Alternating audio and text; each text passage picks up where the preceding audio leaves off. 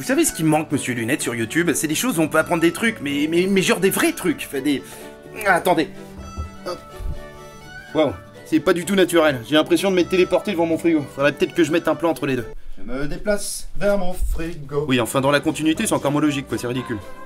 Oui, qu'est-ce qu'on disait? Apprenons des trucs, oui, voilà, c'est ça. Donc, par exemple, prenez une salade. La salade est initialement en main préparée, composée de feuilles potagère, éventuellement assaisonnée de vinaigrette. Ben aussi salade composée.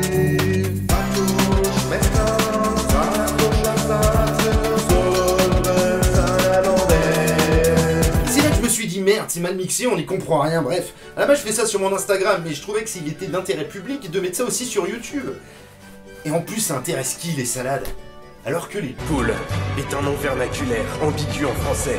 Poule est le nom donné généralement à la femelle de plusieurs espèces d'oiseaux, principalement des galliformes, et en particulier la poule domestique, Gallus gallus domesticus, mais ce terme peut désigner d'autres espèces parmi les oiseaux. Le substantif féminin poule, prononcé poule, est issu d'un latin classique, poule à féminin de l'adjectif pullus, qui signifie tout petit, et qui substantivement désigne le petit d'un animal, tel un poulain, un jeune coq et surtout un poulet. Le terme poule est attesté depuis le XVIIIe siècle, sa plus ancienne occurrence connue se trouvant dans un manuscrit du roman de Renard. Le terme a vite remplacé l'ancien français Géline qui avait le sens de la jeune poule. C'est la poulette qui porte aujourd'hui ce sens. Après, je me fais pas chier, hein. Je prends une page Wikipédia au hasard et je la lis, c'est tout. Bon, après, c'est vrai que mine de rien, c'est un petit travail de recherche, hein, parce qu'il faut quand même s'inspirer de son environnement. Par exemple, prenez une chaussette. Une chaussette est un bas qui s'arrête à mi-jambe où la cheville se porte à l'intérieur d'une chaussure. Le mot signifie petite chausse. Les chaussettes vont généralement par paire, sans différence entre le pied droit et le pied gauche, sauf pour certains usages techniques. Pour la pratique du sport en plein air, notamment le football ou le rugby, la chaussette longue est souvent utilisée. La soquette est une variante plus courte de la chaussette. Il s'agit d'un tricot circulaire, raison pour laquelle la chaussette fait partie de la famille d'habillement dénommée bonneterie. Une chaussette est toujours tricotée ouverte et est fermée à sa pointe lors de l'opération de manutention appelée remaillage. La majorité des chaussettes sont remaillées selon 3 grands procédés. La finesse de ce remaillage varie en fonction du niveau de finition. Plus le remaillage est délicat, moins le bourrelet de la couture est perceptible. Le remaillage Rosso, le remaillage Linto et le remaillage à la main qui est la méthode la plus raffinée. Selon les marques, les matières et les qualités, les chaussettes couvrent plus ou moins de taille.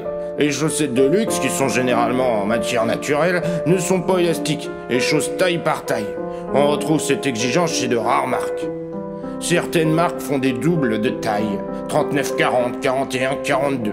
L'utilisation de matières synthétiques, soit du lycra, permet de fabriquer des triples ou des quadruples tailles, 39-42.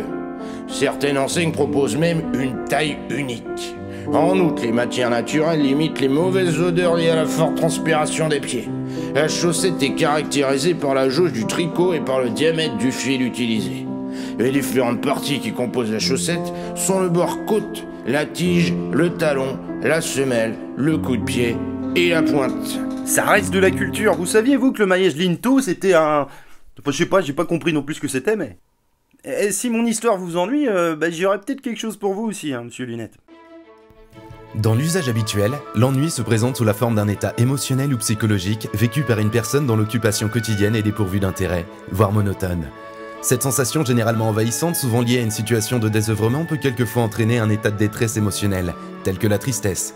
Mais aussi de façon paradoxale, l'ennui peut également entraîner un désir de créativité, afin de combler cette sensation de vide et d'évacuer cette forme d'abattement. Ce terme, quand il est écrit au pluriel, est également utilisé pour signifier une contrariété, voire une difficulté qui peuvent également relever un certain degré de gravité. L'usage de l'expression courante « avoir des ou de gros ennuis » l'illustre d'ailleurs parfaitement. J'espère que vous avez quand même appris quelque chose, monsieur Lunette, notamment que lorsqu'on s'ennuie, des fois on est triste. Salade,